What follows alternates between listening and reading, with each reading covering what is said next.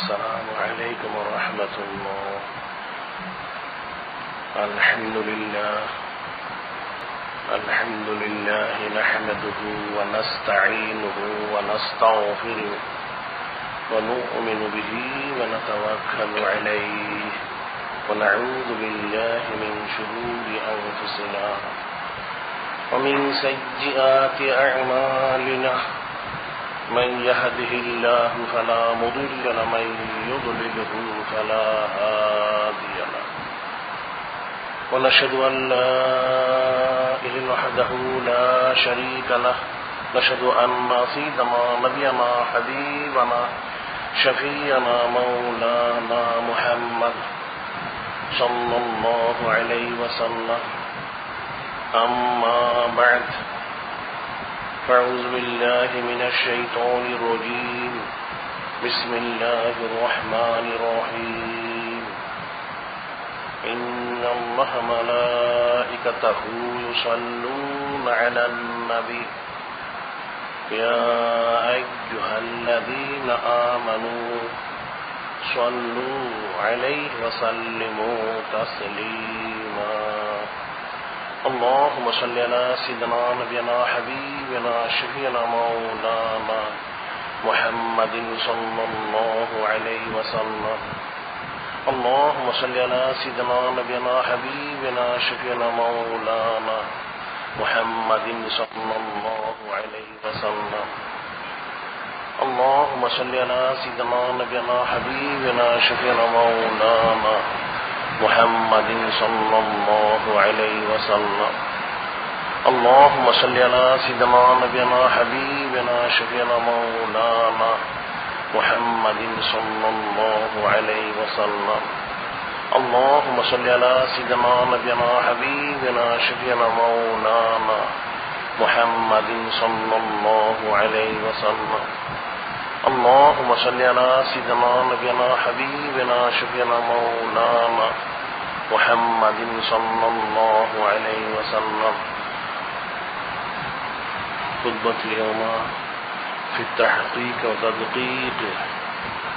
يا أيها الإنسان ما غرك بربك الكريم الذي خلقك فسواك فعدلك في أي صورة ما شاء ركبك. আজকের খুতবা আল্লাহ পাকের কালামে আল্লাহ পাক ইরশাদ করেন, ইয়া আইয়ুহাল ইনসানু মা গররাকা বিরব্বিকাল কারীম। হে ইনসান, মানুষেরা তোমাদেরকে কোন বিষয়, কোন বস্তু দয়ালু আল্লাহ পাক থেকে ফিরিয়ে রাখলো, ধোঁকায় ফেললো। আল্লাযী খালাকাকা ফাসাওয়াকা ফাআদালাক, যিনি তোমাদেরকে উত্তম সূরতে সংবিন্যস্ত করেছেন, সৃষ্টি করেছেন। ফি আইয়ি সূরাতিন মা শাআ রাক্কাবাক, যে সূরত আকৃতি তিনি পছন্দ করেন সেই সূরতে, সে আকৃতিতে তিনি তোমাদেরকে উত্তমভাবে সংবিন্যস্ত করেছেন, আকৃতি দিয়েছেন। অর্থাৎ আল্লাহ পাক বান্দাদেরকে দয়া করে, মহব্বত করে, ইহসান করে সৃষ্টি করেছেন আল্লাহ পাকের মত হওয়ার জন্য। আল্লাহ পাকের হাবিব, নূরে মুজাসসাম হাবিবুল্লাহ, নবীদের নবী, রসুলদের রসুল হুজুর পাক সাল্লাল্লাহু আলাইহি সাল্লাম, ওনার পথে পথ হওয়ার জন্য। এখন সেই মত এবং সেই পথে চলা বান্দার দায়িত্ব, কর্তব্য।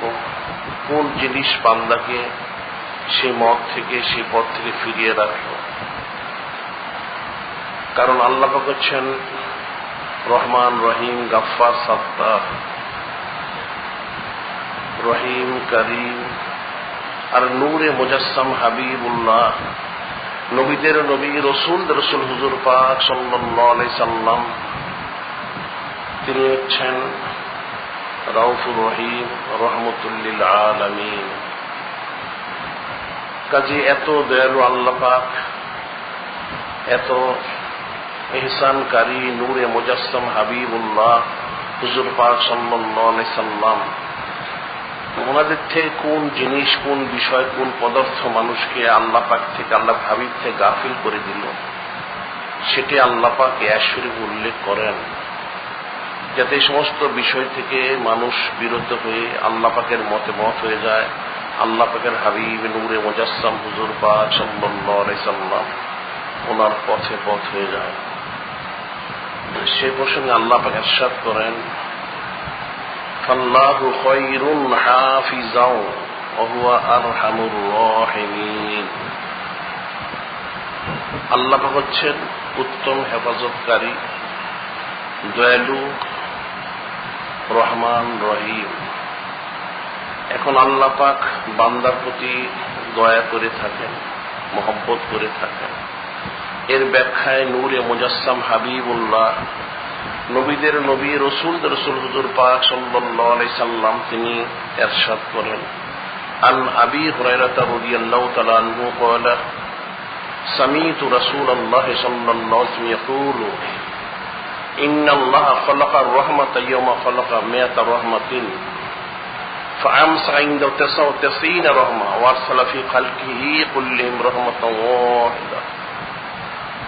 হযরত আবু হুরায়রা রাদিয়াল্লাহু তাআলা আনহু তিনি বর্ণনা করেন, তিনি নূরে মুজাসসাম হাবিবুল্লাহ, নবীদের নবী, রাসূলদের রাসূল হুজুর পাক সাল্লাল্লাহু আলাইহি সাল্লাম ওনার থেকে শুনেছেন, বর্ণনা করেন যে স্বয়ং নূরে মুজাসসাম হাবিবুল্লাহ, নবীদের নবী, রাসূলদের রাসূল হুজুর পাক সাল্লাল্লাহু আলাইহি সাল্লাম তিনি ইরশাদ করেন, ইন্নাল্লাহা খালাকার রাহমাতা ইয়াওমা খালাকাহা মিয়াতা রাহমাতিন।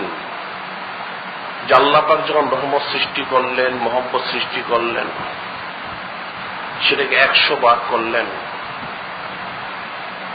সেই রহমতকে 100 ভাগ করলেন। ফামসা ইনদাহু 99 রাহমা ওয়া আরসালা ফি খালকিহি কুল্লিহিম রাহমাতাও ওয়াহিদা। আল্লাহ পাক সেই রহমতকে 100 ভাগ করলেন, 99 ভাগ রেখে দিলেন নিজের জন্য, সুবহানাল্লাহ। 1 ভাগ দিয়ে দিলেন সমস্ত কায়নাতের জন্য।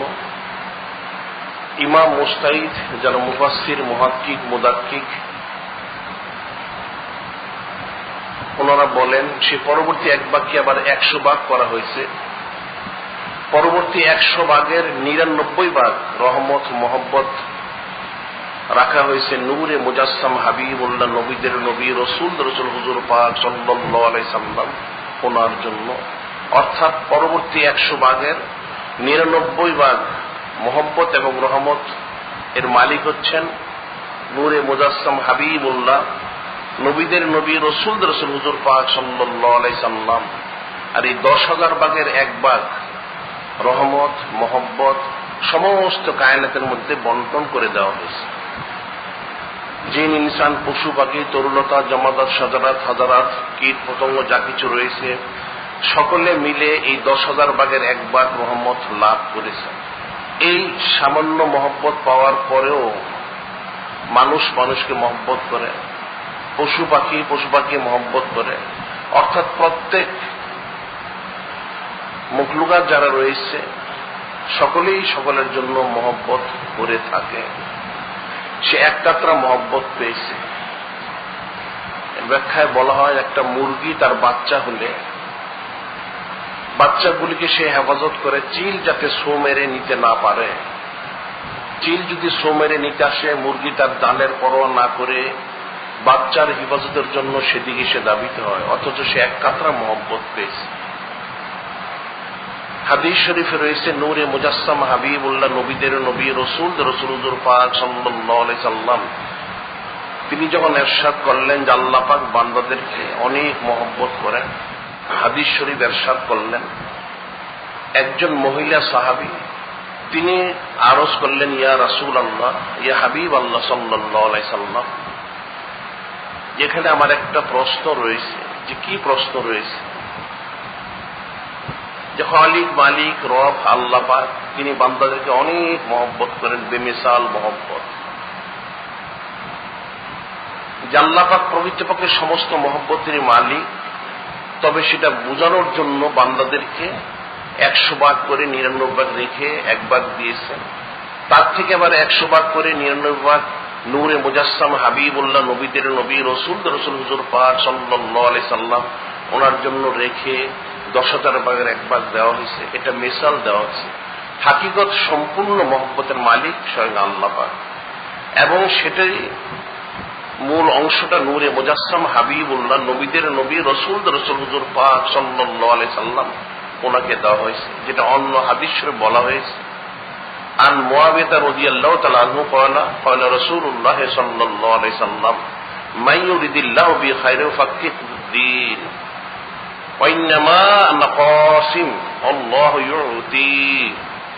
হযরত মুআবিয়া রাদিয়াল্লাহু তাআলা আনহু তিনি বর্ণনা করেন, নূরে মুজাসসাম হাবিবুল্লাহ, নবীদের নবী, রসুলদের রসুল হুজুর পাক সাল্লাল্লাহু আলাইহি সাল্লাম তিনি ইরশাদ করেন, আল্লাহ পাক যার বালাই চেয়ে থাকেন, অর্থাৎ যার জন্য ভালাই রয়েছে, খায়ের বরকত রয়েছে, সেই দিনের সহি সমঝ লাভ করতে পারবে। এবং নূরে মুজাসসাম হাবিবুল্লাহ, নবীদের নবী, রসুলদের রসুল হুজুর পাক সাল্লাল্লাহু আলাইহি সাল্লাম তিনি হচ্ছেন বন্টনকারী, আর আল্লাহ পাক স্বয়ং হচ্ছেন দাতা। আল্লাহ পাক নূরে মুজাসসাম হাবিবুল্লাহ, নবীদের নবী, রসুলদের রসুল হুজুর পাক সাল্লাল্লাহু আলাইহি সাল্লাম ওনাকে দিয়েছেন, তিনি বন্টন করে থাকেন। কাজে সমস্ত মহব্বতের মালিক আল্লাহ পাক তার মূল হিস্সা দিয়েছেন নূরে মুজাসসাম হাবিবুল্লাহ, নবীদের নবী, রসুলদের রসুল হুজুর পাক সাল্লাল্লাহু আলাইহি সাল্লাম ওনাকে। তিনি যাকে যতটুকু প্রয়োজন সেটা বন্টন করে থাকেন। তো মিসাল যেটা দেওয়া হয়েছে, সমস্ত কায়নাত মিলিয়ে 10,000 ভাগের 1 ভাগ মহব্বত রহমত লাভ করেছে, এর চেয়ে বেশি নয়। তারপরেও এত মহব্বত।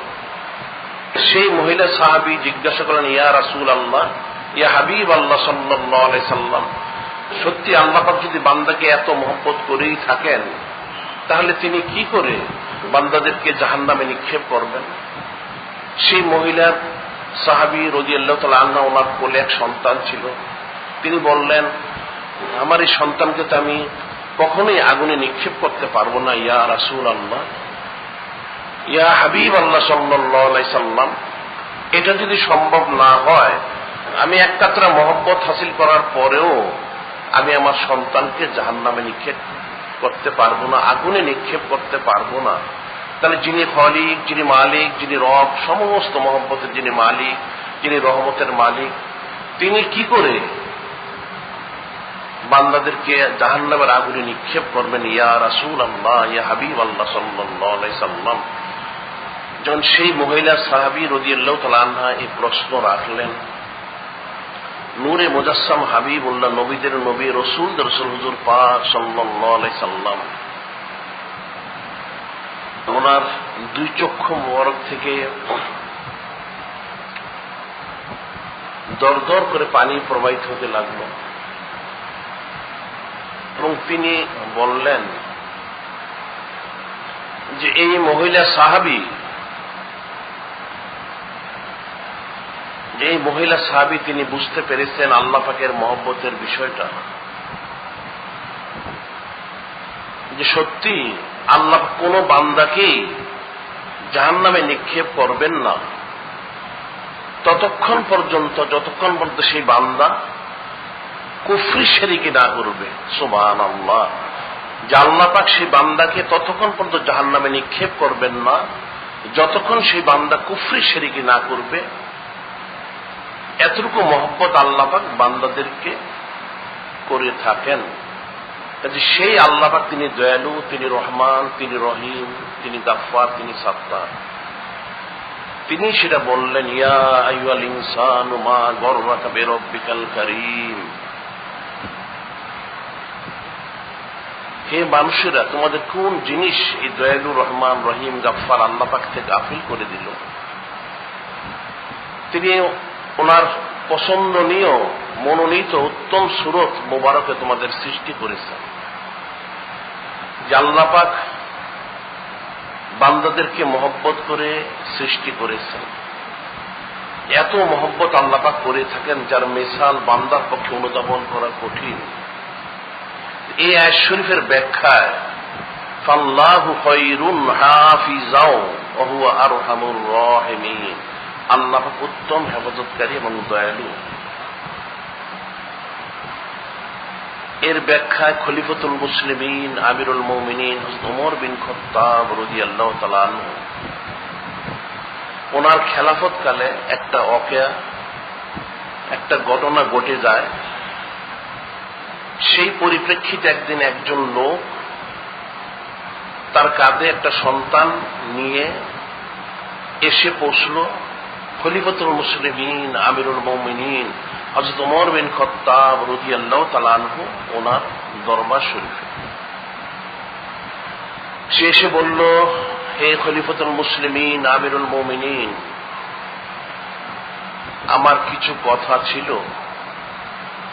খলিফাতুল মুসলিমিন আমিরুল মুমিনিন হযরত ওমর বিন খাত্তাব রাদিয়াল্লাহু তাআলা আনহু তিনি বললেন, হে ব্যক্তি, তুমি কি তোমার এই সন্তানটাকে কাঁধে কাঁধে করে দেশে বিদেশে ঘুরে ঘুরে তুমি কি খয়রাত করে থাকো, ভিক্ষা করে থাকো?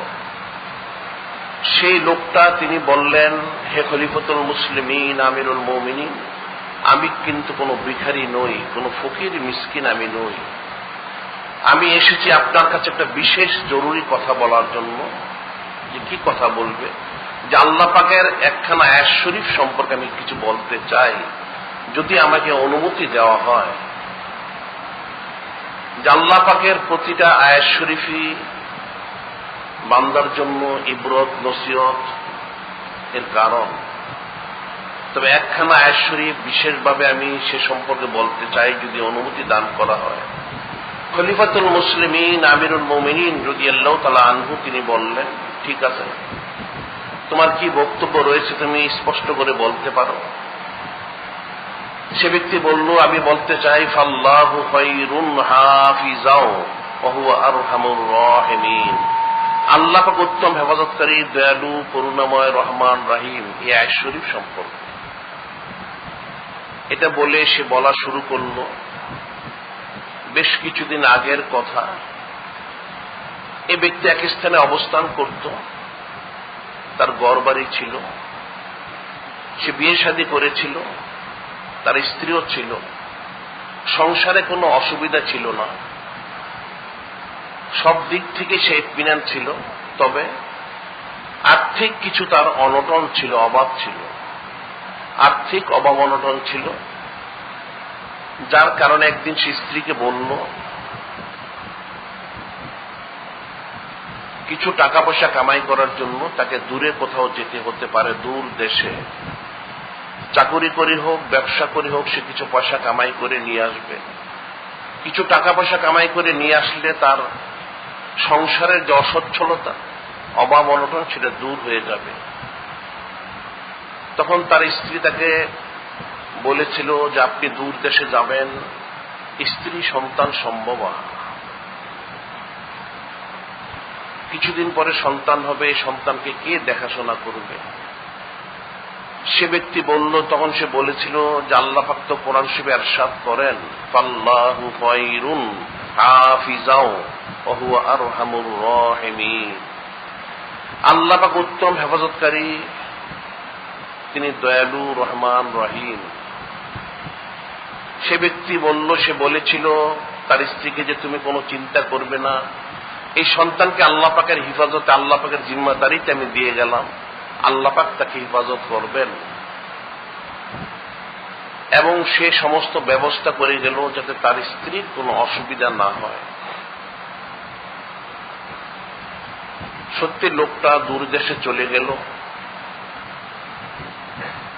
অনেক দিন অবস্থান করল, মোটামুটি সে বেশ কিছু টাকা পয়সা অর্জন করল। যখন সে মনে মনে ধারণা করলো সে যা টাকা পয়সা কামাই করেছে, টাকা পয়সা তার জন্য যথেষ্ট হবে দেশে চলে গেলে, সে টাকা পয়সাগুলি নিয়ে বাড়িতে ফিরে আসলো। এসে সে তাজ্জুব হয়ে গেল, আশ্চর্য হয়ে গেল। সে এসে দেখতে পেল তার ঘর নেই, বাড়ি নেই, তার স্ত্রী নেই, সন্তান নেই, সব যেন অদৃশ্য, গায়েব হয়ে গেছে। সে আশ্চর্য হয়ে গেল। সে তার প্রতিবেশীকে জিজ্ঞাসা করলো ব্যাপারটা কি, আমার ঘর বাড়ি কোথায় গেল, স্ত্রী কোথায়, সন্তান কোথায়? প্রতিবেশী তাকে প্রথমে বসালো, বিশ্রামের ব্যবস্থা করলো এবং বলল, তুমি অবস্থান করো, আস্তে আস্তে সব জানতে পারবে। কিন্তু তার তো সেই ধৈর্য তার ছিল না। অনেক দিন পর সে এসেছে, ব্যাপারটাকে কি হয়েছে। সে প্রতিবেশী বলল যে, দেখো তুমি কিছু মনে করো না, তুমি চলে যাওয়ার পর তোমার স্ত্রীর সন্তান হওয়ার সময় সে ইন্তেকাল করে। ইন্তেকাল করার কারণে আমরা সামনের যে কবরস্থান রয়েছে সেখানে তাকে দাফন করে দিয়েছি। আর তোমার ঘরটা যেহেতু কুড়ের ঘর ছিল, সনের ঘর ছিল, এটা তো দেখার মতো কেউ ছিল না। অতি বৃষ্টি, বন্যা, তুফান, পর্যায়ক্রমে তোমার ঘরটা আস্তে আস্তে নিশ্চিহ্ন হয়ে গেছে। আমাদের পক্ষেও তোমার ঘরটা হেফাজত করা সম্ভব হয়নি। এটা শুনে লোকটা অনেক কাঁদল। কারণ সে যাদের জন্য টাকা পয়সা এনেছে, এত কষ্ট করেছে দূর দেশে থেকে, বিদেশে থেকে, তারাই যদি না থাকে তাহলে তার টাকা পয়সা দিয়ে সে কি করবে। সে প্রতিবেশী তাকে সান্ত্বনা দিল, অনেক বুঝালো, নসিহত করলো যে তুমি অবস্থান করো, ধৈর্য ধারণ করো। ইন্নাল্লাহা মা'আস সাবিরিন, নিশ্চয়ই আল্লাহ পাক ধৈর্যশীলদের সাথে রয়েছেন। লোকটা অবস্থান করতে থাকলো, সেখানে তার থাকা খাওয়ার ব্যবস্থা তারা করলো। দিন গড়িয়ে সন্ধ্যা হলো, সন্ধ্যা গড়িয়ে রাত্র হলো। যখন রাত্র হলো, হঠাৎ এই লোকের দৃষ্টিটা কবরস্থানের দিকে চলে গেল। দূর থেকে দেখে মনে হচ্ছিল কবরস্থানে আগুন জ্বলতেছে, আগুন জ্বলছে মনে হচ্ছিল। তখন সে ব্যক্তি তার প্রতিবেশীকে জিজ্ঞাসা করলো, ব্যাপারটা কি? দূর থেকে দেখে মনে হচ্ছে কবরস্থানে আগুন জ্বলছে।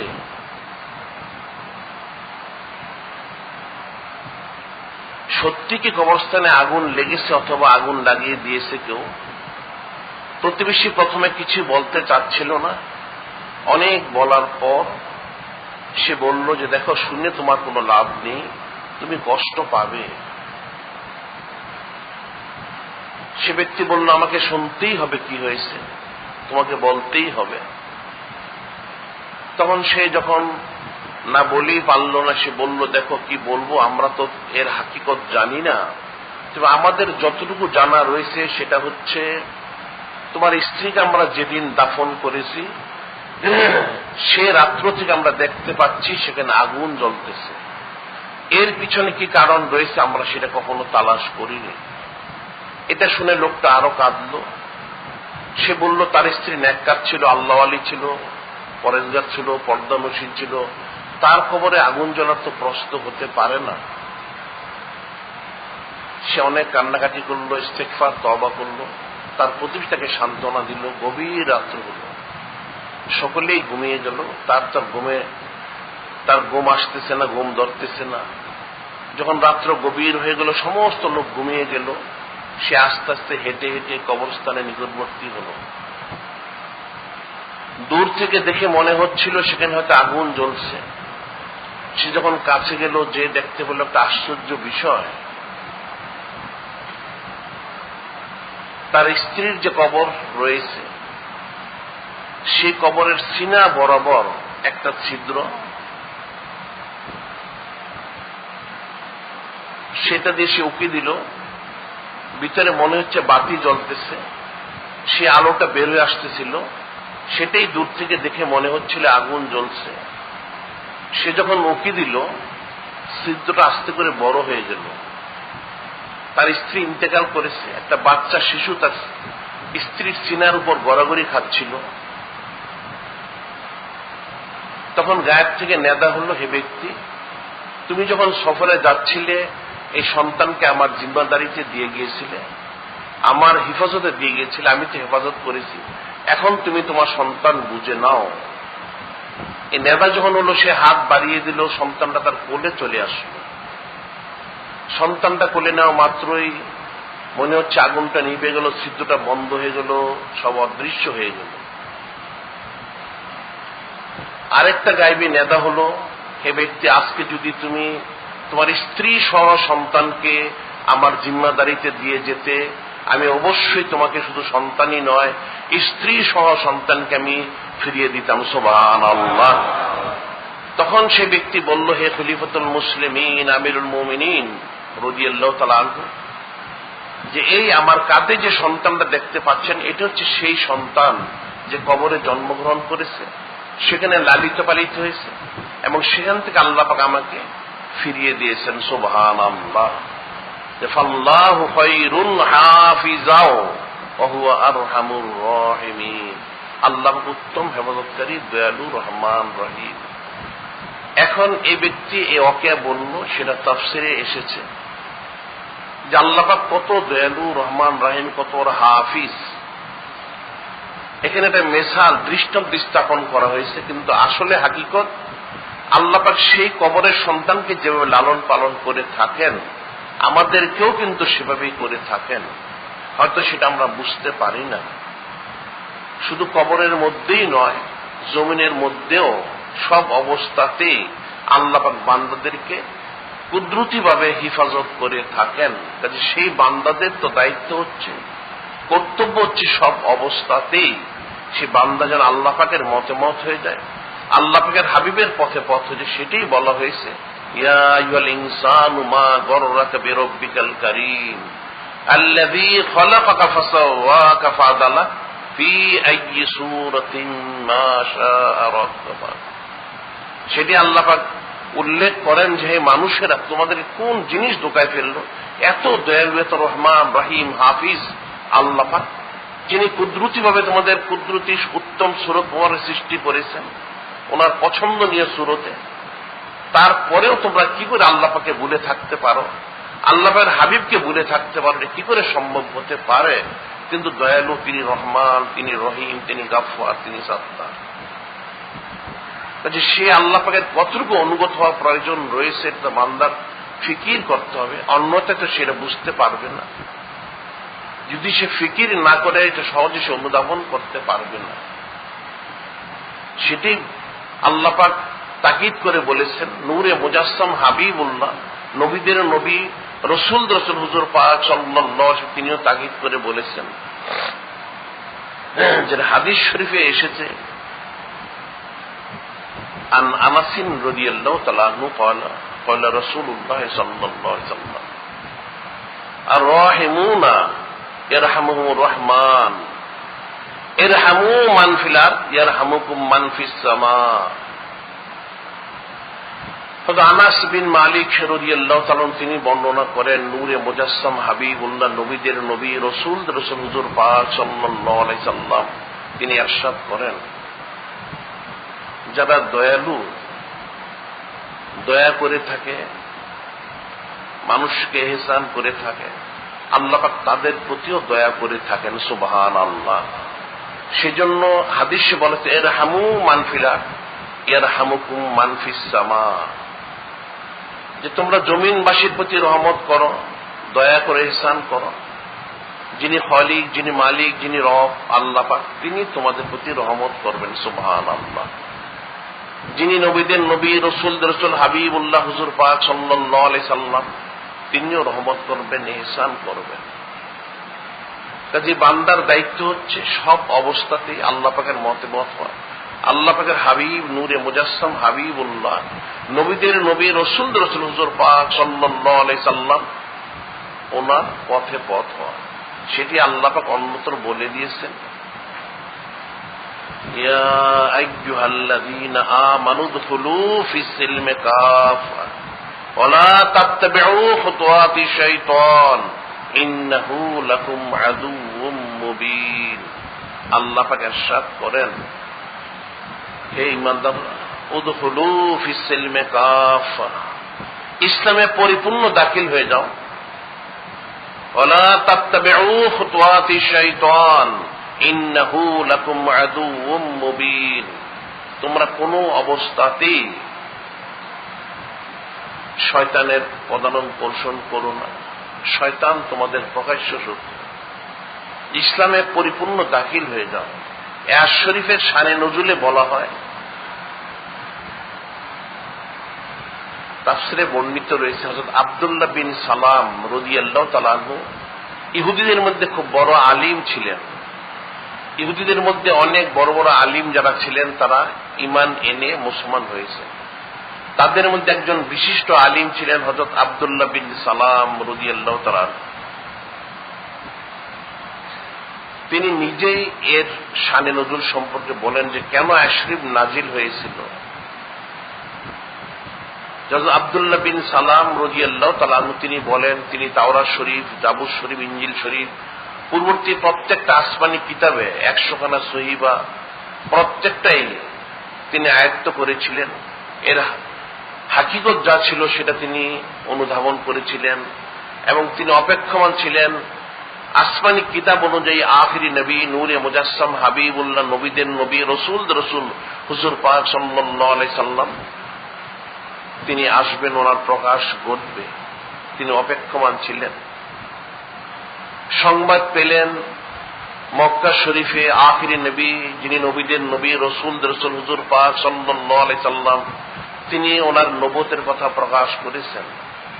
এরপর তিনি বলেন অপেক্ষা করতে থাকলেন, কারণ আসমানি কিতাব অনুযায়ী নূরে মুজাসসাম, হাবিবুল্লাহ, নবীদের নবী, রসুলদের রসুল হুজুর পাক সাল্লাল্লাহু আলাইহি সাল্লাম তিনি মদিনা শরীফে তাশরিফ আনবেন। হঠাৎ একদিন তিনি সংবাদ পেলেন যে আখিরি নবী, নবীদের নবী, রসুলদের রসুল, নূরে মুজাসসাম, হাবিবুল্লাহ, হুজুর পাক সাল্লাল্লাহু আলাইহি সাল্লাম তিনি মদিনা শরীফে তাশরিফ এনেছেন। যে আখিরি নবী যিনি হবেন ওনার যত আলামত ছিল, লক্ষণ ছিল, সিফত ছিল সবগুলি ওনার কণ্ঠস্থ, ঠোঁটস্থ, মুখস্থ ছিল।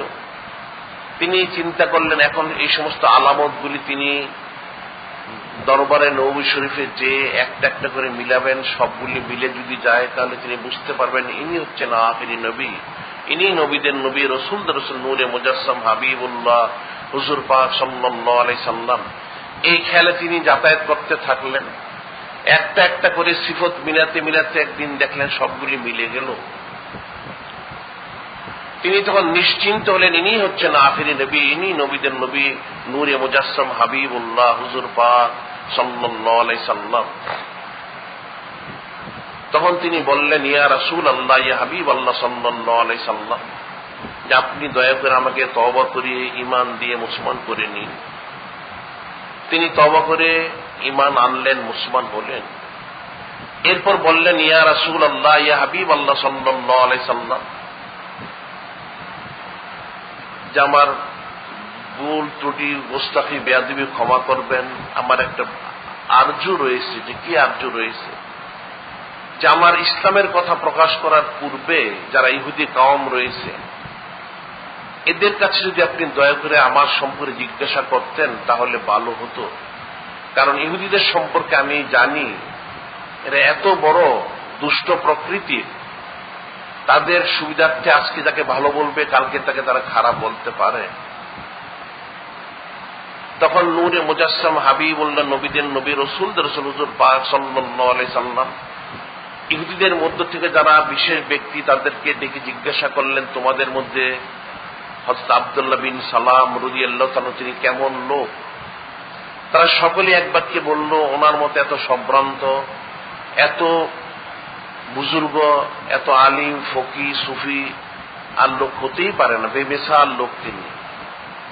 ওনার খুব সানাসিবত তারা করা শুরু করলো। তিনি আড়ালে ছিলেন। যখন তারা সানাসিবত করতে করতে চরম পর্যায়ে গিয়ে পৌঁছলো তখন হযরত আব্দুল্লাহ বিন সালাম রাদিয়াল্লাহু তাআলা আনহু তিনি কালেমা শরীফ পাঠ করতে করতে বের হয়ে আসলেন। যখন তিনি কালেমা শরীফ পাঠ করতেন শোনা মাত্র ইহুদিদের যে খাসলত তাদের সুর পাল্টিয়ে গেল। তারা ওনার বিরুদ্ধে আবার উল্টা বলতে থাকলো যে ওনার মতো আজে বাজে মন্তব্য করে খারাপ লোক বলে তারা নানা কিছু বলতে লাগলো। নাউযুবিল্লাহ।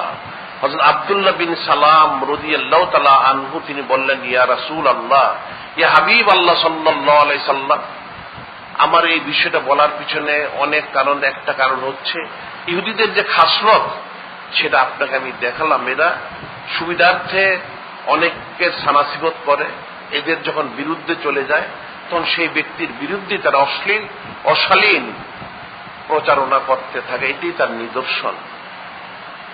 সে আব্দুল্লাহ বিন সালাম রাদিয়াল্লাহু তাআলা তিনি বলেন, তিনি দরবার নববী শরীফে তালিম নিতে থাকলেন। একদিন তিনি উপস্থিত ছিলেন, সেখানে হাদিয়া স্বরূপ কিছু উটের গোশত আসলো। নূরে মুজাসসাম হাবিবুল্লাহ, নবীদের নবী, রাসূলদের রাসূল হুজুর পাক সাল্লাল্লাহু আলাইহি সাল্লাম, ওনার সুন্নত হচ্ছে হাদিয়া স্বরূপ যদি মজলিসের মধ্যে কিছু আসে সেখান থেকে কিছু রেখে বাকিটা তিনি উপস্থিত যারা থাকতেন তাদের মধ্যে বন্টন করে দিতেন।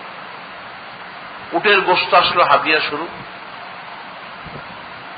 তিনি সকলের মধ্যে একটা অংশ বন্টন করে দিলেন। এক ভাগ যে বলল হযরত আব্দুল্লাহ বিন সালাম রাদিয়াল্লাহু তাআলা আনহু ওনার কাছে। যখন ওনার কাছে সে এক ভাগ প্রশ্ন, তিনি বললেন, ইয়া রাসূলুল্লাহ, ইয়া হাবিব আল্লাহ সাল্লাল্লাহু আলাইহি সাল্লাম, ইহুদিদের জন্য উটের গোশত খাওয়া হারাম, যে আমরা জীবনে কখন উটের গোশত খাইনি, আজকে নতুন করে উটের গোশত খেতে আমার কাছে যেন কেমন মনে হচ্ছে, আপনি দয়া করে আমাকে উটের গোশত খাওয়া থেকে রুখসত দান করুন। তিনি বারবার আরজ করতে থাকলেন, কিন্তু নূরে মুজাসসাম হাবিবুল্লাহ, নবীদের নবী, রাসূলদের রাসূল হুজুর পাক সাল্লাল্লাহু, তিনি তো ওহী ছাড়া কোনো কথা বলেন না। ওমা ইয়ানতিকু আনিল হাওয়া ইন হুয়া ইল্লা ওয়াহয়ুহা, তিনি ওহী ছাড়া কোনো কথা বলেন না। আল্লাহ পাক যা আদেশ করেন, নির্দেশ করেন, তিনি সেটাই বলে থাকেন। হযরত আব্দুল্লাহ বিন সালাম রাদিয়াল্লাহু তাআলা তিনি বারবার আরজ করার পরেও নূরে মুজাসসাম হাবিবুল্লাহ, নবীদের নবী, রাসূলদের রাসূল হুজুর পাক সাল্লাল্লাহু আলাইহি, তিনি চুপ করে থাকলেন। আল্লাহ পাক তখন ওহী নাজিল করলেন, ইয়া আইয়ুহাল্লাযীনা আমানু দুখুলু ফিস সিলমি কাফা ওয়া লা তাত্তাবিউ খুতুওয়াতিশ শাইতান ইন্নাহু লাকুম আদুউম মুবিন। আল্লাহ পাক আয়াত নাজিল করলেন, নূরে মুজাসসাম হাবিবুল্লাহ, নবীদের নবী, রাসূলদের রাসূল হুজুর পাক সাল্লাল্লাহু আলাইহি সাল্লাম, তিনি তেলাওয়াত করে শুনিয়ে দিলেন, হে হযরত আব্দুল্লাহ বিন সালাম রাদিয়াল্লাহু তাআলা আনহু, অন্যান্য যারা রয়েছেন, যে আল্লাহ পাক আয়াত নাজিল করেছেন, হে ঈমানদাররা, তোমরা ইসলামে পরিপূর্ণ দাখিল হয়ে যাও, কোনো অবস্থাতেই শয়তানকে অনুসরণ করো না, শয়তান তোমাদের প্রকাশ্য শত্রু।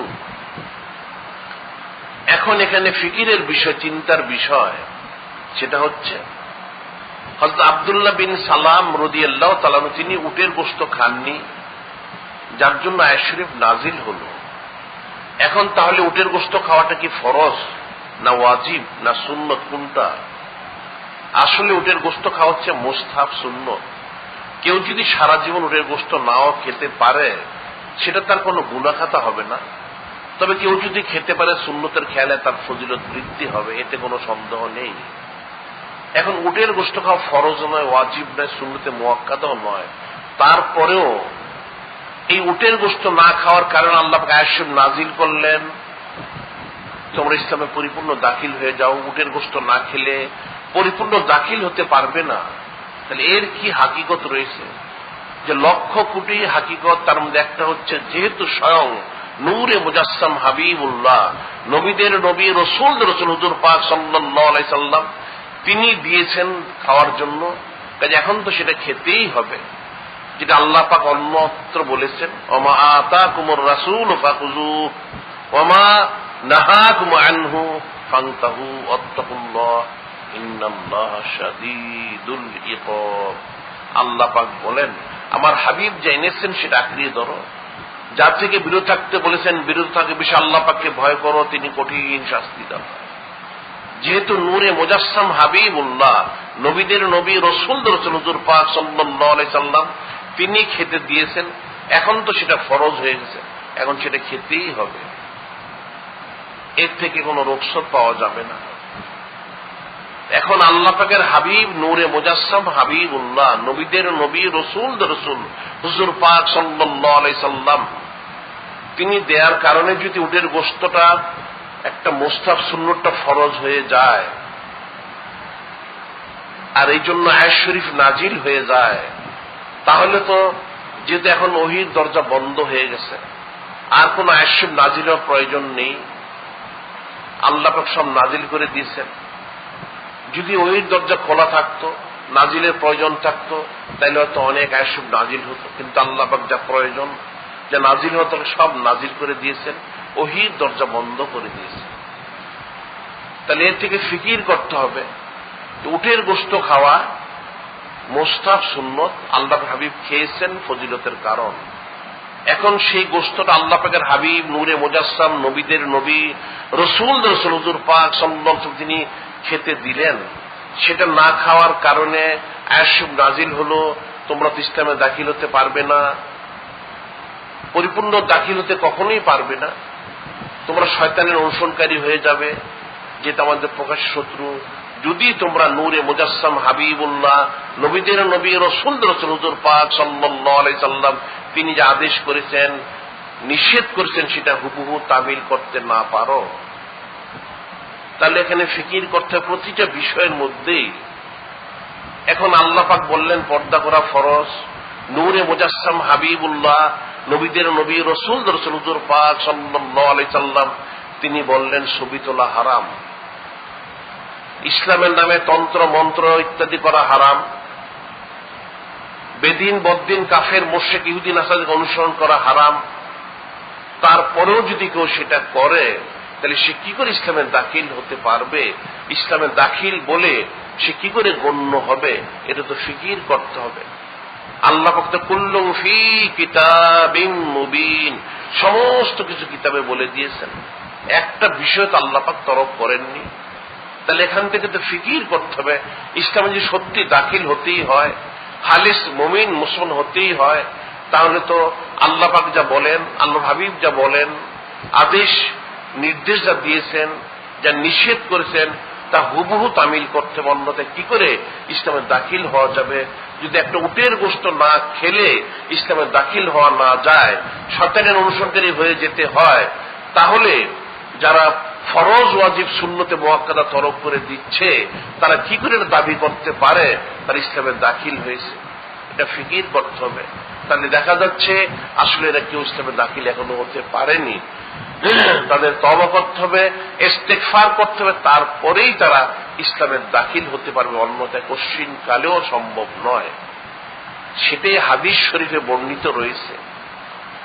ইসলামে তো পরিপূর্ণ দাখিল হতে হবে, কোন অবস্থাতে বেদিন বদ্দিন ইহুদি নাসারা কাফের মুশরিক তাদেরকে তো অনুসরণ করা যাবে না।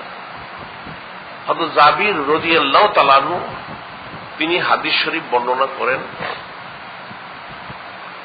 আন জাবির রাদিয়াল্লাহু তাআলা আনহু আন্না উমর ইবনে খাত্তাব রাদিয়াল্লাহু তাআলা আনহু আতা রাসূলুল্লাহ সাল্লাল্লাহু আলাইহি সাল্লাম বিনুসখাতিম মিনাত তাওরাত বিনুসখাতিম মিনাত তাওরাত فقال يا رسول الله صلى الله عليه وسلم هذه نسخة من التوراة فسكت فجعل يقرأ وجه رسول الله صلى الله عليه وسلم يتغير فقال أبو بكر الصديق رضي الله تعالى عنه ثقلتك ثواكل ما ترى ما بوجه رسول الله صلى الله عليه وسلم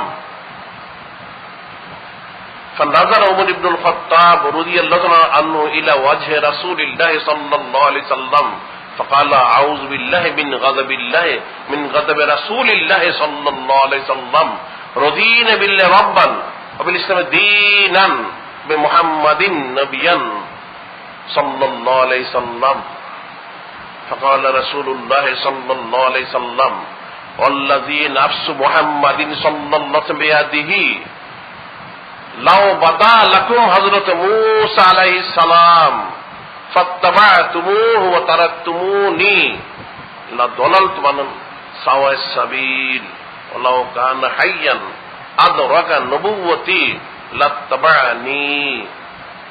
হযরত জাবির রাদিয়াল্লাহু তাআলা আনহু তিনি বর্ণনা করেন, একদিন হযরত ওমর বিন খাত্তাব রাদিয়াল্লাহু তাআলা আনহু তিনি আসলেন নূরে মুজাসসাম হাবিবুল্লাহ, নবীদের নবী, রসুল হুজুর পাক সাল্লাল্লাহু আলাইহি সাল্লাম ওনার খেদমতে দরবারে নববী শরীফে। হাতে ওনার একটা নুসখা ছিল, সেটা হচ্ছে তাওরাত শরীফের একটা অংশ, বিনুসখাতিন মিনাত তাওরাত। এটা এনে বললেন, তিনি হযরত ওমর বিন খাত্তাব রাদিয়াল্লাহু তাআলা আনহু তিনি বললেন, ইয়া রাসূলুল্লাহ, ইয়া হাবিব আল্লাহ সাল্লাল্লাহু আলাইহি সাল্লাম, হাযিহি নুসখাতুম মিনাত তাওরাত, এটা হচ্ছে তাওরাত শরীফের একটা অংশ। ফাসাকাতা, নূরে মুজাসসাম হাবিবুল্লাহ, নবীদের নবী রাসূলদের রাসূল হুজুর পাক সাল্লাল্লাহু আলাইহি সাল্লাম তিনি চুপ থাকলেন, কোনো কথাই বললেন না। হযরত ওমর বিন খাত্তাব রাদিয়াল্লাহু তাআলা আনহু ফাজালা ইয়াকরাউ, তিনি সে নুসখাটা পড়া শুরু করলেন।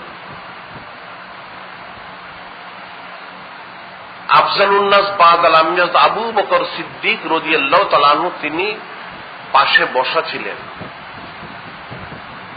যখন হযরত ওমর বিন খাত্তাব রাদিয়াল্লাহু তাআলা আনহু সেই নুসখাটা পাঠ করতেছিলেন, আফজালুন নাস বাদাল আম্বিয়া আবু বকর সিদ্দিক রাদিয়াল্লাহু তাআলা আনহু তিনি নূরে মুজাসসাম হাবিবুল্লাহ, নবীদের নবী রাসূলদের রাসূল হুজুর পাক সাল্লাল্লাহু আলাইহি সাল্লাম ওনার চেহারা মোর দিকে দেখতেছিলেন যে পর্যায়ক্রমে চেহারা মোবারক আস্তে আস্তে লাল হয়ে যাচ্ছে। এটা দেখে হযরত আফজালুন নাস বাদাল আম্বিয়া আবু বকর সিদ্দিক রাদিয়াল্লাহু তাআলা তিনি বললেন, সাকিলাত কা সাওয়াকিল, হে হযরত ওমর বিন খাত্তাব রাদিয়াল্লাহু তাআলা আপনার জন্য আফসোস। মা তারা মা বে ওয়াজহে রাসূলুল্লাহ সাল্লাল্লাহু আলাইহি সাল্লাম, আপনি কি নূরে মুজাসসাম হাবিবুল্লাহ, নবীদের নবী রাসূলদের রাসূল হুজুর পাক সাল্লাল্লাহু আলাইহি সাল্লাম ওনার চেহারা মোবারক দিকে লক্ষ্য করছেন না? ফানাজারা হযরত ওমর ইবনুল খাত্তাব রাদিয়াল্লাহু তাআলা ইলা ওয়াজহে রাসূলুল্লাহ সাল্লাল্লাহু আলাইহি সাল্লাম, যখন তিনি কথা বললেন তখন হযরত ওমর বিন খাত্তাব রাদিয়াল্লাহু তাআলা আনহু নূরে মুজাসসাম হাবিবুল্লাহ, নবীদের নবী রাসূলদের রাসূল হুজুর পাক সাল্লাল্লাহু আলাইহি সাল্লাম ওনার চেহারা মোবারক দিয়ে দৃষ্টি করলেন। দেখতে পেলেন নূরে মুজাসসাম হাবিবুল্লাহ, নবীদের নবী রাসূলদের রাসূল হুজুর পাক সাল্লাল্লাহু আলাইহি সাল্লাম তিনি দেখে মনে হচ্ছে এতে সন্তুষ্ট নন, চেহারা মোবারক লাল হয়ে গেছে। এটা দেখা মাত্র হযরত ওমর বিন খাত্তাব রাদিয়াল্লাহু তাআলা সেই নুসখাটা বন্ধ করে দিলেন এবং বললেন, আউযু বিল্লাহি মিন গাযাবিল্লাহি মিন গাযাবি রাসূলিল্লাহ সাল্লাল্লাহু আলাইহি সাল্লাম, আমি আল্লাহ পাকের আশ্রয় প্রার্থনা করতেছি আল্লাহ পাকের অসন্তুষ্টি থেকে, এবং নূরে মুজাসসাম হাবিবুল্লাহ, নবীদের নবী রাসূলদের রাসূল হুজুর পাক সাল্লাল্লাহু আলাইহি সাল্লাম ওনার অসন্তুষ্টি থেকে আশ্রয় প্রার্থনা করতেছি। রদিনা বিল্লাহি রাব্বান বিল ইসলামে দীনান ওয়া মুহাম্মাদিন নবিয়ান সাল্লাল্লাহু আলাইহি সাল্লাম, যে আমরা আল্লাহ পাকের রব হিসেবে পেয়ে সন্তুষ্ট হয়েছি, ইসলামকে দ্বীন হিসেবে সন্তুষ্ট হয়েছি, এবং আল্লাহ পাকের হাবিবকে নবীদের নবী রাসূলদের রাসূল হুজুর পাক সাল্লাল্লাহু আলাইহি সাল্লাম ওনাকে নবী এবং রাসূল হিসেবে পেয়ে আমরা সন্তুষ্ট হয়েছি। এটা বলে তিনি বন্ধ করে চুপচাপ বসে রইলেন, ইস্তেগফার তওবা করলেন।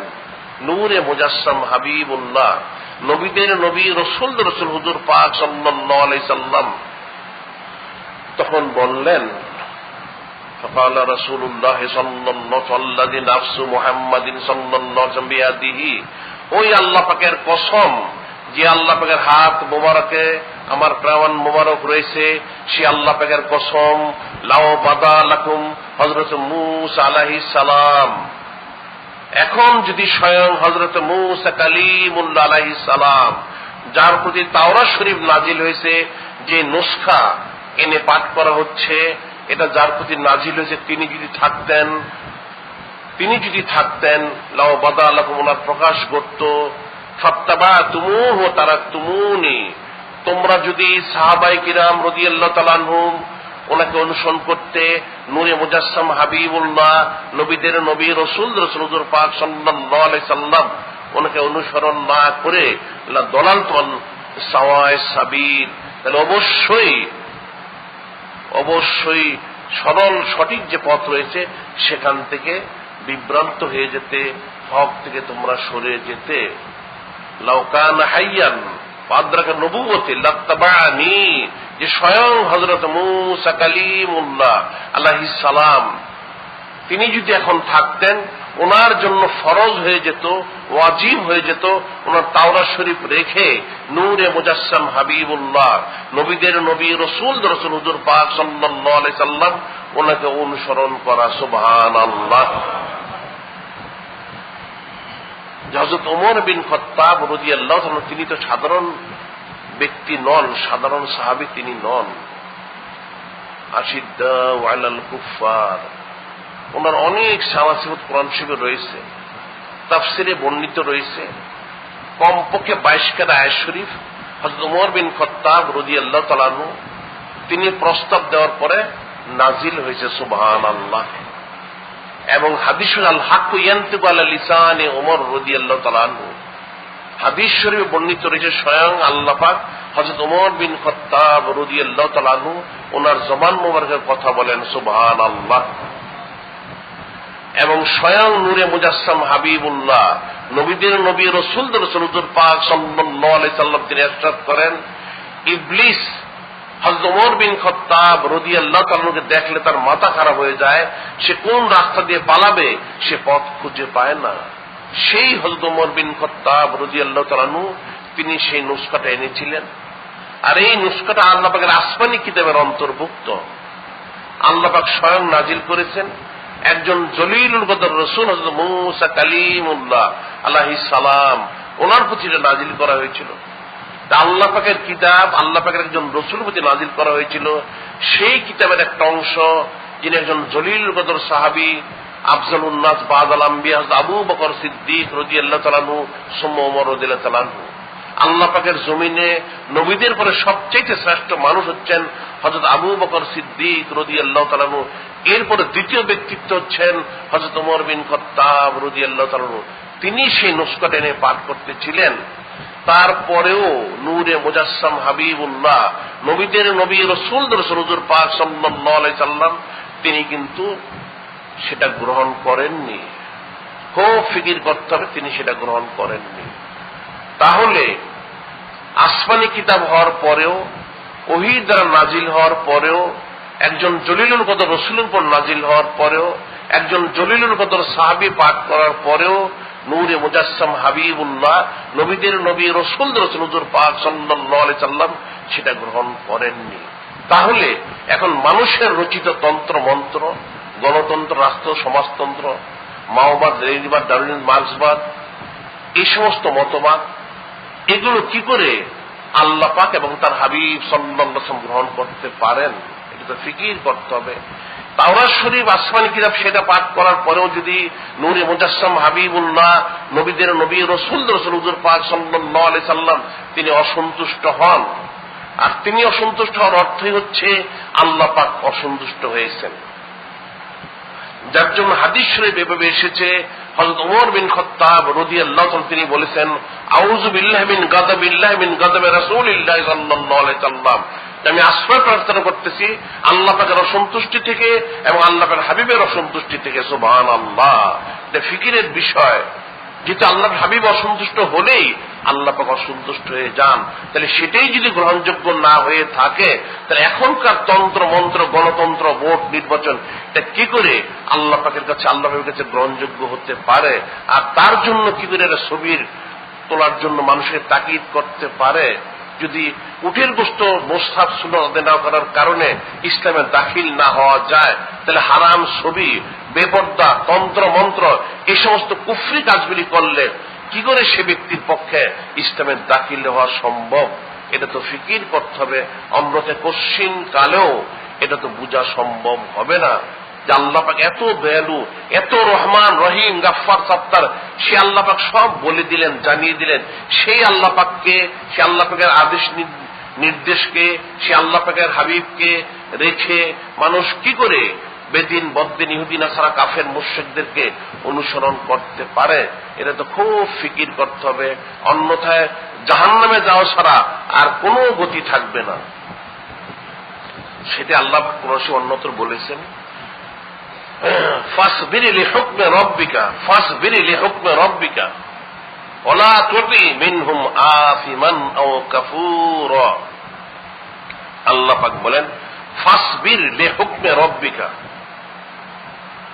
ওয়ালা তুতি মিনহুম আফিমান আও কাফুরা। আল্লাহ পাক বলেন, আল্লাহ পাক যে আদেশ করেছেন, নিষেধ করেছেন, আল্লাহর হাবিব যে আদেশ নিষেধ করেছেন, তার মধ্যে তোমরা ইস্তেকামত থাকো, ধৈর্য ধারণ করো। ওয়ালা তুতি মিনহুম আফিমান আও কাফুরা। যারা কাফির, যারা ফাসিক, ফুজ্জার, নাফরমান, পাপী, এদের কখনোই তোমরা অনুসরণ করবে না। আল্লাহ পাক নিষেধ করে দিয়েছে।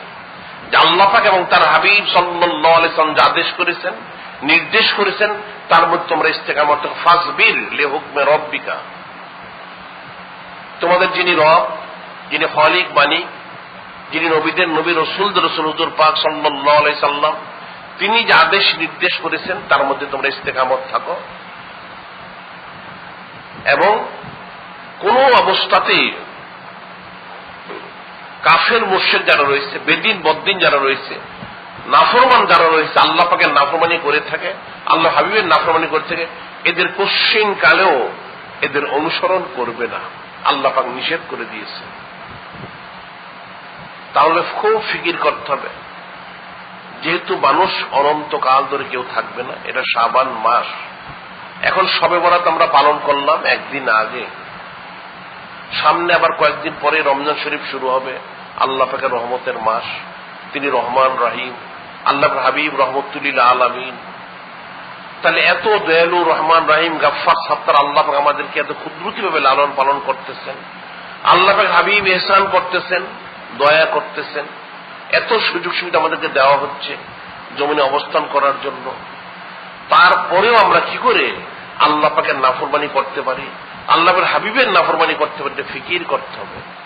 এখন আল্লাহ পাকের হুকুম রেখে দিয়ে, আল্লাহর হাবিবের হুকুম রেখে দিয়ে একটা বেদিন বদ্দিন কাফের মুশরিক ইহুদি নাসারা যেটা বলল সেটাই পালন করতে হবে। নাউযুবিল্লাহ, এটা কোথায় রয়েছে শরীয়তে? সেটা আমরা বলেছিলাম। এরা বলে থাকে ভোটার কার্ড, আইডি কার্ড না করলে 22টা সুযোগ সুবিধা থেকে তারা বঞ্চিত করবে। নাউযুবিল্লাহ, এটাই যদি হয়ে থাকে তুমি একটা সাধারণ ফুটপাতের লোক, তোমার ক্ষমতা আজকে রয়েছে কালকে থাকবে না, তোমার যারা মনিব ছিল কতদিন আগে, তোমার সেই মনিবের এখন হাজতে অবস্থান করতেছে, তুমি যে কতদিন পরে হাজতে যাবে না তারও কোনো নিশ্চয়তা নেই। তোমার এই সামান্য ক্ষমতা যদি বলতে চাচ্ছ তুমি 22টা অধিকার থেকে বঞ্চিত করবে, তাহলে যিনি খালিক, যিনি মালিক, যিনি রব আল্লাহ পাক, ওনার আদেশ নিষেধ অমান্য করলে তাহলে তুমি কতগুলি সেই রহমত থেকে বঞ্চিত হবে, তোমাকে সেটা ফিকির করতে হবে। অন্যথা তুমি সেটা তো বুঝতে পারবে না যে তুমি কতগুলি অধিকার থেকে বঞ্চিত, তুমি কতগুলি সুযোগ সুবিধা থেকে, কতগুলি রহমত থেকে তুমি বঞ্চিত হওয়ার উপযুক্ত হয়েছ, তোমার সেটা ফিকির করতে হবে। এই যে খুব কঠিন বিষয়। মুসলমান কখনই কোনো অবস্থাতেই ইসলাম থেকে সে সরে যেতে পারে না। যদি সে সামান্য থেকে সামান্যতম সরে যায়, তার ইমানদার থাকবে না, ইসলামের উপর সে থাকতে পারবে না, মুসলমান হিসেবে সে গণ্য হবে না। সেটি আল্লাহ পাক বারবার বলে দিয়েছেন, আল্লাহর হাবিব সেটা জানিয়ে দিয়েছেন। এবং সেই জন্যই বলা হয়েছে যে আল্লাহ এত দয়ালু, এত রহমান, এত রহিম, এত গাফফার, সাত্তার, সে আল্লাহ পাককে ছেড়ে তোমরা কি করে গায়রুল্লাহর মুহতাজ হতে পারো? যে তোমাদের সব অবস্থা উচিত ছিল আল্লাহ পাকের মতে মত হওয়া, আল্লাহ পাকের হাবিবের পথে পথ হওয়া। সেটাই তো আল্লাহ পাক কোরআন শরীফে বলেছেন, মাইয়াবতাগি গায়রাল ইসলামে দীনান ফালা ইউকবালা মিনহু ওয়া হুয়া ফিল আখিরাতি মিনাল খাসিরিন। কাইফা ইয়াহদিল্লাহু কওমান কাফারু বা'দা ঈমানিহিম শাহিদু আন্না রাসূলা হাক্কুন ওয়া জাআহুমুল বায়্যিনাত আল্লাহু লা ইয়াহদিল কওমাজ যালিমিন উলাইকা জাযাউহুম আন্না আলাইহিম লানাতুল্লাহি ওয়াল মালায়েকাতি ওয়ান নাস আজমাইন খালিদিন ফীহা লা ইউখাফফু আনহুল আযাবু ওয়া লা হুম ইউনজারুন। আল্লাহ পাক সেটাই বলেন, মাইয়াবতাগি গায়রাল ইসলামে দীনান, ইসলাম ছাড়া অন্য কোন নিয়ম নীতি যে তালাশ করবে, গ্রহণ করবে, ফালা ইউকবালা মিনহু, আল্লাহ পাক কিন্তু সেটা কবুল করবেন না। আল্লাহ পাক কশিন কালো সেটা কবুল করবেন। ফালা ইউকবালা মিনহু ওয়া হুয়া ফিল আখিরাতি মিনাল খাসিরিন, অবশ্যই সে পরকালে ক্ষতিগ্রস্ত হবে, ইহকালেও ক্ষতিগ্রস্ত হবে। এরপর আল্লাহ পাক নিজেই বলেন, কাইফা ইয়াহদিল্লাহু কওমান কাফারু বা'দা ঈমানিহিম শাহিদু আন্না রাসূলা হাক্কুন ওয়া জাআহুমুল বায়্যিনাত আল্লাহু লা ইয়াহদিল কওমাজ যালিমিন। আল্লাহ পাক নিজেই বলেন, কি করে আল্লাহ পাক ওই কওমকে হেদায়েত দিতে পারেন, অর্থাৎ সেই কওম, সেই সম্প্রদায় তারা কি করে হেদায়েত লাভ করতে পারে? কাফারু বা'দা ঈমানিহিম, ঈমান আনার পরেও যারা কুফরি করে, শাহিদু আন্না রাসূলা হাক্কুন, আল্লাহর হাবিবকে রসুল হিসেবে হক হিসেবে মেনে নেওয়ার পরেও অস্বীকার করতে পারে। ও জাআহুমুল বায়্যিনাত, যাদের কাছে বাইয়িনাত আসলো, দলিল আসলো, কোরআন শরীফ আসলো, হাদিস শরীফ আসলো, এর পরেও যারা কুফরি করে তারা কি করে হেদায়েত লাভ করতে পারে? আল্লাহু লা ইয়াহদিল কওমাজ যালিমিন। আল্লাহ পাক বলেন যারা জালিম তাদেরকে হেদায়েত দেন না, অর্থাৎ তারা তো হেদায়েত লাভ করতে পারে না। এদের কঠিন অবস্থা। উলাইকা জাযাউহুম আন্না আলাইহিম লানাতুল্লাহি ওয়াল মালায়েকাতি ওয়ান নাস আজমাইন। আল্লাহ পাক বলেন এদের বদলা, উলাইকা জাযাউহুম আন্না আলাইহিম, এদের বদলা হচ্ছে কি? লানাতুল্লাহি ওয়াল মালায়েকাতি ওয়ান নাস আজমাইন। এদের বদলা হচ্ছে কি? আল্লাহ পাকের লানত, সমস্ত ফেরেশতাদের লানত, সমস্ত জিন ইনসান কায়নাতের লানত তাদের প্রতি। নাউযুবিল্লাহ। খালিদিন ফিহা। আল্লাহ পাক বলেন এই লানতে কতদিন থাকবে তারা? যারা ঈমান আনার পরে, ইসলাম গ্রহণ করার পরে, আল্লাহর হাবিবকে সত্য বলে সাক্ষী দেওয়ার পরে, কোরআন শরীফ হাদিস বা কিয়াস আসার পরে, এটা বুঝার পরেও যারা অস্বীকার করলো, আল্লাহ পাককে মানল না, আল্লাহর হাবিবকে মানল না, কোরআন শরীফ হাদিস বা কিয়াসকে মানল না, তাহলে তাদের অবস্থা কি? এরা হচ্ছে 1 নম্বর জালিম। এরা হেদায়েত কখনো লাভ করতে পারবে না, কারণ তাদের অন্তরে গালিজে পরিপূর্ণ হয়ে গিয়েছে। এদের একমাত্র বদলা হচ্ছে আল্লাহ পাকের লানত, সমস্ত ফেরেশতাদের লানত, সমস্ত জিন ইনসান কায়নাতের লানত। কতদিন? খালিদিন ফিহা। অনন্তকাল ধরে তারা সেই লানতে থাকবে। লা ইউখাফফু আনহুল আযাব। এদের আযাব কখনই কমানো হবে না। আল্লাহুম ইউনজারুন। এদের কোনো ফুরসতও দেওয়া হবে না, সুযোগও দেওয়া হবে না। এর অনন্তকাল ধরে আল্লাহ পাকের লানত অবস্থান করবে, যেমন ইবলিস অবস্থান করবে। তার সম্পর্কে নাজিল হয়েছে ইন্না আলাইকা লানতি ইলা ইয়াউমিদ্দিন। ইবলিস তোমার জন্য অনন্তকাল ধরে লানত।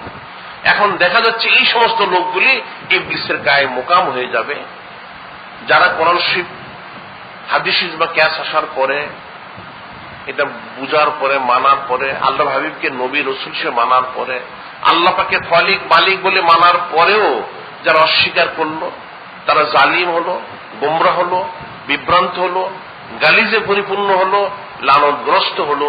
অনন্তকাল ধরে সেই লানতে থাকবে। এর থেকে তাদেরকে কোনো রেহাই দেওয়া হবে না। তাহলে তো খুব ফিকির করতে হবে যে রহমতের মাস সামনে আসতেছে, রমজান শরীফ। আসলে আল্লাহ পাক তো সবসময় রহমত করেন, যেটা আমি আগেও বললাম। এখন বান্দা তো সেটা বুঝতে পারে না, তার তো বোঝা উচিত। সেই জন্য আল্লাহ পাক এই কথা বলেছেন, প্রশ্নের আকারে বলেছেন, ইয়া আইয়ুহাল ইনসানু মা গররাকা বিরব্বিকাল কারীম। আল্লাহ পাক হে বলতেছে, হে মানুষেরা, কোন জিনিস তোমাদের এই দয়ালু আল্লাহ পাককে ফিরিয়ে দিল? ফিরানোর মতো তো কিছু নেই। আল্লাহর হাবিব থেকে ফিরিয়ে দিল, ফিরানোর মতো তো কিছু নেই। কেন তোমরা ফিরে গেলে? যিনি এত দয়া করে মহব্বত করে তোমাদের সৃষ্টি করলেন, এত উত্তম সুরত মোবারক দান করলেন, তারপরেও তোমরা কি করে ফিরে যেতে পারো? এখনো সময় রয়েছে। যাদের এখনো মৃত্যু হয়নি, মৃত্যুর গড়গড়া ওঠেনি, কাজে তওবার এখনো সময় রয়েছে। ইস্তেগফার করে, তওবা করে এখনো ফিরে আসো, সময় রয়েছে। কাজে ইস্তেগফারের সময় রয়েছে, তওবার সময় রয়েছে।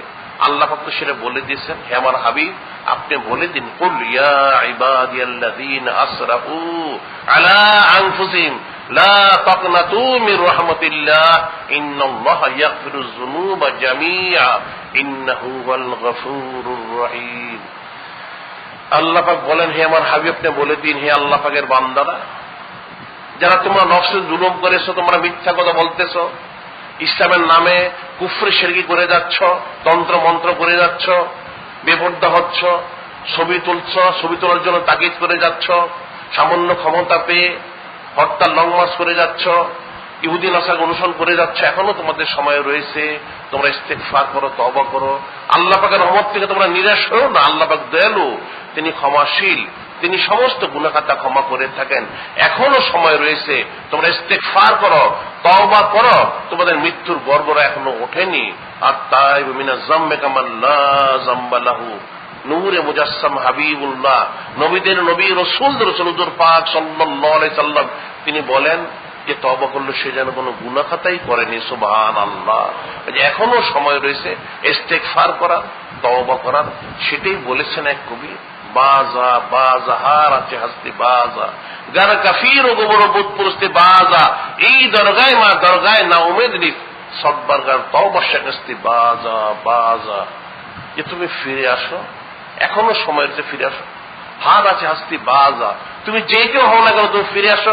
গারা কাফির ও গোবর বুধ পুরস্তে বাজা, তুমি যে কাফের হয়ে থাকো, মূর্তি পূজক হয়ে থাকো, অগ্নি উপাসক হয়ে থাকো, তারপরেও তুমি ফিরে আসো। এই দরগায় মা দরগায় নৌমেদ নিস, আল্লাহ পাকের দরবার এমন এক দরবার, এখান থেকে কেউ নিরাশ হয়ে ফিরে যায় না। সদবারগার তওবা শেখাস্তে বাজা বাজা, শতবার হাজারবার তুমি তওবা ভঙ্গ করেও থাকো, তারপরেও তুমি ফিরে আসো, এখনো সময় রয়েছে। কাজে এখনো বান্দাদের সময় রয়েছে, যাদের মৃত্যুর গড়গড়া ওঠেনি। এখন সে যে অবস্থায় থাকুক, সে যদি রাজাবাস স্বামী উমরা হয়ে থাকে, সে যদি সুইপার হয়ে থাকে, তাও তার সময় রয়েছে, ফিরে আসো। তুমি তোমার সামান্য দুনিয়ার ক্ষমতা দিয়ে তুমি মানুষকে বিভ্রান্ত করো না, নিজে গোমরা হও না, মানুষকে গোমরা করো না, এখনো সময় রয়েছে। কুফরি শিরকি থেকে বেঁচে তওবা করে ইস্তেগফার করে এখনো ফিরে আসো, সময় রয়েছে। আল্লাহ পাক সেটাই বলতেছেন বারবার।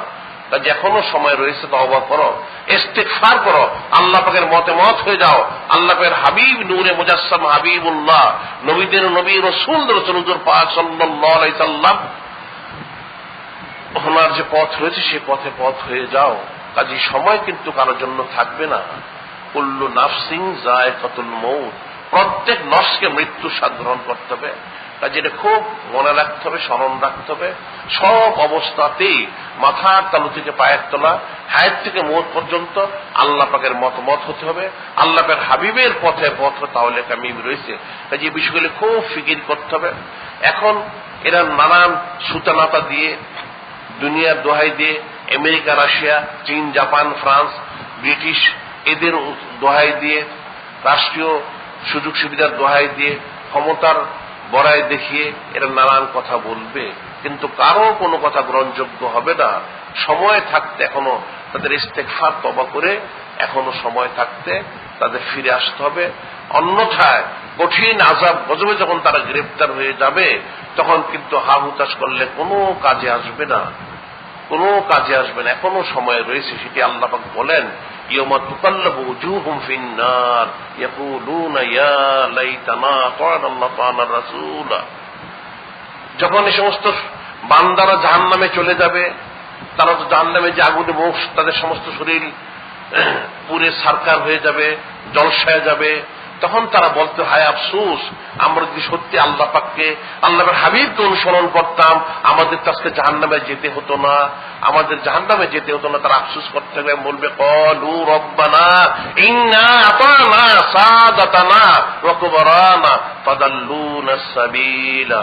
হে বারে আল্লাহি, ওই সমস্ত জাহান্নামী লোকগুলি বলতে থাকবে, হে বারে আল্লাহি, তারা তো অনুসরণ করেছিল তাদের জামানার যারা বড় বড় নামদারি মাওলানা সাহেব, মুফতি সাহেব, মুহাদ্দিস সাহেব, শাইখুল হাদিস, মুফাসসির কোরআন, এদেরকে তারা অনুসরণ করেছিল, এবং তাদের সময়কার যারা রাজা বাদশা ছিল, আমির উমরা ছিল, তাদেরকে তারা অনুসরণ করেছিল। তারাই তো আল্লাহ পাক গোমরাহ করেছে। কিন্তু এই কথা বলার পরে উদ্ধার তো হবে না, রেহাই তো সে পাবে না, সে জাহান্নামে যাবে। তখন সে গুসসা হয়ে বলবে, রব্বানা আতিহিম বিফাইন মিনাল আযাব ওয়া লাহুম লানান কাবীরা। আল্লাহ পাক ওই সমস্ত লোকদের দ্বিগুণ শাস্তি দান করুন এবং তাদের বড় লানত বর্ষণ করুন। সেটা করা হবে। কিন্তু যারা জাহান্নামে গেল, যে সমস্ত লোকগুলি এই সমস্ত মাওলানা, মুফতি, মুহাদ্দিসদের অনুসরণ করে হরতাল লংমার্চ করলো, গণতন্ত্র করলো, এই তন্ত্র মন্ত্র করলো, বেপরদা হলো, ছবি তুললো, এই কুফর শিরকি কাজগুলি করলো, এবং ওলামায়ে সুদ যারা সেই বিভ্রান্ত শাসকদেরকে সহযোগিতা করলো, তাদের কথা অনুযায়ী যারা চললো, সেই ওলামায়ে সুদের এবং সেই সমস্ত বিভ্রান্ত শাসকদের অনুসরণ করলো, তারা সহ ওই সমস্ত ওলামায়ে সুদ এবং বিভ্রান্ত শাসকরাও কিন্তু জাহান্নামে যাবে। তখন তারা হাউতাস করলে কিন্তু রেহাই পাবে না।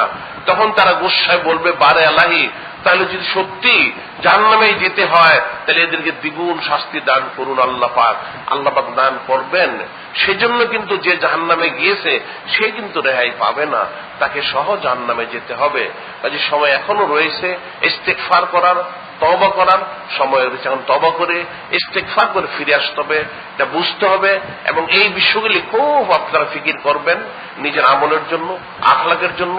যেহেতু মুসলমানদের জন্য দুনিয়াবী জিন্দেগি আর শেষ নয়, আমাদের আরো রয়েছে আল্লাহ পাকের সন্তুষ্টি, আল্লাহর হাবিবের সন্তুষ্টি। আমাদেরকে তো আল্লাহ পাকের সাক্ষাতে যেতে হবে, আল্লাহর হাবিবের সাক্ষাতে যেতে হবে।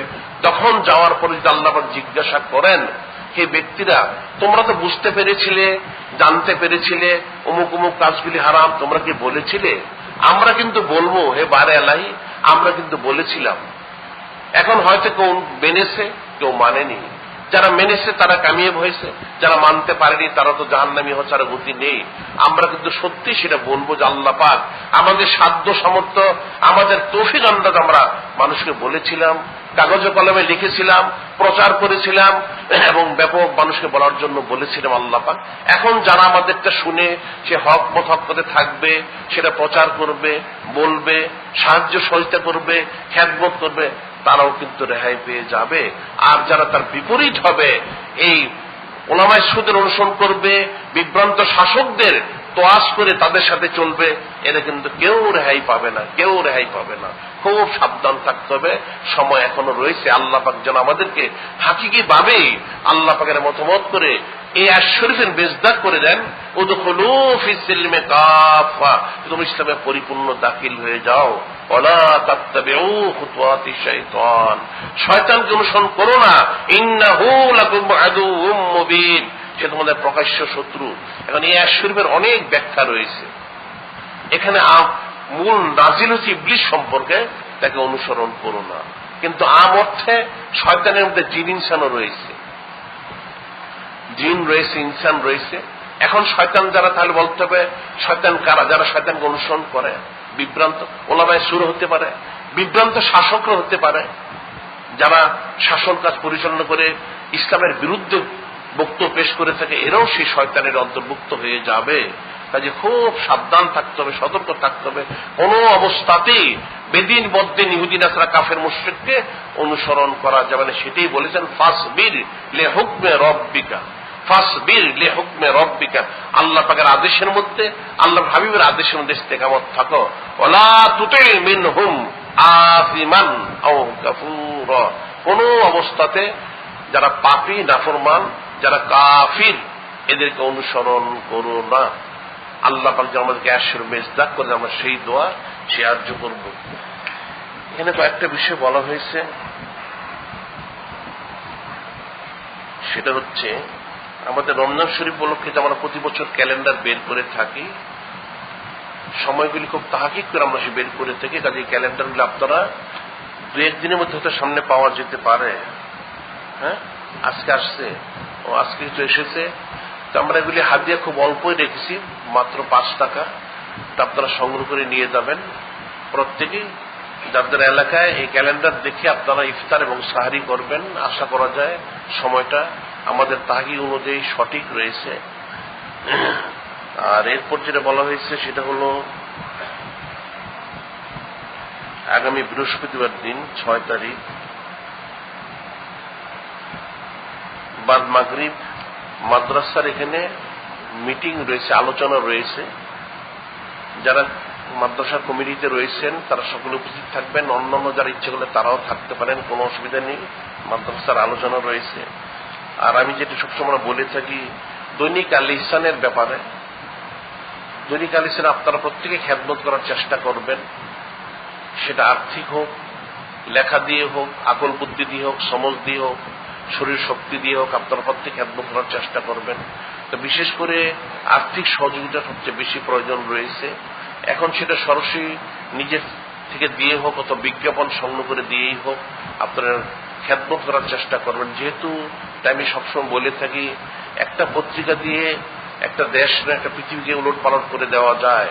এখন এই সমস্ত হক যে কথাগুলি রয়েছে, কোরআন শরীফের কথা, হাদিস শরীফের কথা, আল্লাহ পাকের কথা, আল্লাহ পাকের কথাগুলি, এগুলি এই পত্রিকায় প্রকাশ করা যেতে পারে, ব্যাপক প্রচার প্রসার করা যেতে পারে। কাজে এটা সকলেই আপনারা মনে রাখবেন, দুনিয়াবী জিন্দগি শেষ নয়। আর দুনিয়া দারুল ফানা ও নার দারুল বাকা, দুনিয়া ক্ষণস্থায়ী, পরকাল স্থায়ী। কাজে স্থায়ী জগতের জন্য, পরকালের জন্য কিছু করা প্রয়োজন রয়েছে। আমরা হকটা বলে যাব, প্রচার করে যাব, আল্লাহ পাক কামি বিধান করবেন। যেটা হাদিসে রয়েছে, আস-সাইয়ু মিন্না ওয়াল ইতমামু মিনাল্লাহ, চেষ্টা বান্দার তরফ থেকে আল্লাহ পাক পুরো করবেন। চেষ্টা হচ্ছে বান্দা করবে, আল্লাহ পাক সেটা পুরো করে থাকেন। আমরা কোশিশ করব যেহেতু আমাদেরকে আল্লাহ পাকের কাছে যেতে হবে, আল্লাহর হাবিবের কাছে যেতে হবে, সেখানে যাওয়ার পরে যদি আমরা আল্লাহ পাককে সন্তুষ্ট পাই, খুশি পাই, আল্লাহ হাবিবকে সন্তুষ্ট পাই, তাহলে আমাদের কামিয়াব জিন্দেগি। আর যদি তার বিপরীত হয়ে যায় তাহলে তার জন্য এর চেয়ে বেশি আফসোস আর কিছুই থাকতে পারে না। কাজে সময় থাকতে এখন আপনারা এই সমস্ত নেক কাজে সহযোগিতা করার চেষ্টা করুন। তাওয়ানু আলাল বিররি ওয়াত তাকওয়া, আল্লাহ পাক নিজেই বলেন নেকির মধ্যে পরস্পর তোমরা সাহায্য করো, সহযোগিতা করো, খেদমত করো। আল্লাহ আমাদের তৌফিক দান করুন। আর আমি যেটা প্রতি সপ্তাহে বলে থাকি, প্রত্যেকেই মসজিদে প্রবেশ করা মাত্রই মোবাইল ফোনগুলো বন্ধ করে নেবেন। আর মোবাইল ফোনের রিংটোনটা আমি অনেকবার বলেছি, আপনারা রিংটোন আজকাল বাজনা থেকে থাকে যেটা কুফরি হারাম, আপনারা রিংটোনটা স্বাভাবিক করে নেবেন। বাজনা হলে এই বাজনা শুনতে হয়, হাদিস আল জ্ঞানাও এই মধ্যে নাফাকা ফিল কল, এই গান বাজনা মানুষের অন্তরে মুনাফিকি পয়দা করে। কাজে রিংটোনটা যে বাজনা হয় এটা শুনতে শুনতে শুনতে মানুষের অন্তরে মুনাফিকি এবং কুফরি পয়দা হবে, নাউযুবিল্লাহ। এর থেকে সবাই সাবধান থাকবেন। আর প্রত্যেকে আপনারা আপনাদের পকেট সাবধান রাখুন, মোবাইল সাবধান রাখুন। জুতা চোর, পকেট মার, মোবাইল চোর সবসময় এসে থাকে। আপনাদেরকে আমরা প্রতি সপ্তাহে সেটা সাবধান করে দিই। এরপরেও দেখা যায় হয়তো কারো কারো মোবাইল বা জুতা স্যান্ডেল চুরি হয়ে থাকে। এটা কিন্তু সত্যি খুব আফসোসের বিষয় যে আপনারা এত গাফিল কেন, কি করে হারাতে পারে। কারণ চুরি করা এবং চোরকে সাহায্য করা দুইটাই গুনার কারণ। যে আপনারা খুব সাবধান থাকবেন। আপনাদের মোবাইলগুলো, টাকা পয়সাগুলো, জুতা স্যান্ডেলগুলো প্রত্যেকে আপনারা হেফাজত করবেন। যেটা আমি বলেছি হাদিস শরীফে রয়েছে, নূরে মুজাসসাম হাবিবুল্লাহ, নবীদের নবী রসুল হুজুর পাক সাল্লাল্লাহু আলাইহি ওয়াসাল্লাম তিনি নিজেই বলেছেন, কি বলেছেন, যে জুতা স্যান্ডেলগুলি কারো মাথার সামনে রাখা ঠিক হবে না, নিজের মাথার সামনে রাখা ঠিক হবে না। তাহলে কি করতে হবে, ওটা একটা প্যাকেটে করে ওটা 2 হাঁটুর মাঝে যদি কেউ রেখে দেয় তাহলে কি হবে, তার ইতমিনানও হবে এবং তার হুজুরিতে ক্ষতি হবে না, হারানোর সম্ভাবনা থাকবে না। আর প্যাকেট করে নিলে এটা জুতা স্যান্ডেল অথবা কি রয়েছে সেটা বোঝা যাবে না, এর থেকে ময়লাটাও মসজিদে পড়বে না। কাজে সে বিষয়ে সব প্রত্যেকে সাবধান থাকবেন। এখন সে 2 পায়ের মাঝে রাখুন অথবা নিজের কোনো নিরাপদ স্থান থাকে সেখানে রাখুন, তবে সেটা নিরাপদে রাখতে হবে। আপনাদের প্রত্যেকেরই মোবাইল, টাকা পয়সা, জুতা স্যান্ডেল সাবধানে রাখবেন। যেহেতু সমস্ত জায়গায় এই জুতা চোর, স্যান্ডেল চোর, মোবাইল চোর সব জায়গায় যে থাকে, যে কোনো জনসমাবেশেই তারা থেকে থাকে। কাজে আপনারা সাবধান থেকে এগুলি হেফাজত করবেন। আল্লাহ পাক আমাদের সবাইকেই, যেহেতু সামনে রমজান শরীফ আসতেছে, আর সামনের সপ্তাহ থেকে হয়তো আমরা রমজান শরীফের উপরেই পর্যায়ক্রমে ইনশাল্লাহ আলোচনা করব। কাজে এর পূর্বে যে বিষয় সেটা হচ্ছে আমরা তো রমজান শরীফ পালন করবই, কিন্তু আসলে আমাদের হাকিকি মুসলমান হতে হবে। এখন আমরা শবে বরাত পালন করি, রমজান শরীফ পালন করি, সবকিছুর উদ্দেশ্য কিন্তু একটাই, উদ্দেশ্য হচ্ছে আল্লাহ পাক এবং তার হাবিব সাল্লাল্লাহু আলাইহি সাল্লাম ওনাদের সন্তুষ্টি, ওনাদের রেজামন্দি। যে সেই রেজামন্দি, সেই সন্তুষ্টি আমরা পালন করতে চাই, হাসিল করতে চাই, তাহলে কিন্তু আমাদের মন গড়া চললে চলবে না, নফসের পারিবি করলে চলবে না। আল্লাহ পাকের মতামত হতে হবে, আল্লাহ পাকের হাবিবের পথে পথ, তাহলেই কামিয়াবি রয়েছে।